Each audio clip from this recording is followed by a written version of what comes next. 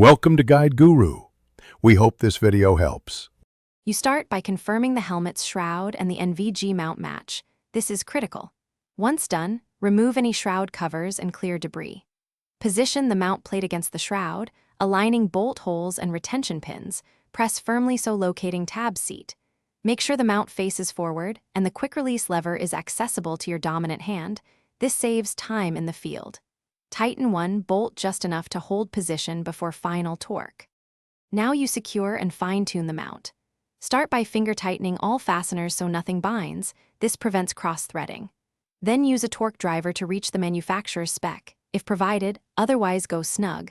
About 30 to 40 inch-pounds is common.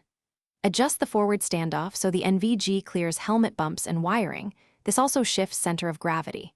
Once aligned, cycle the mount through its full tilt and deployment so you confirm smooth, unobstructed mode. Finish by locking the quick release and listening for the positive click. That tells you it's seated. Mount the NVG and don the helmet. Check eye relief and cheek weld so optics align with your dominant eye.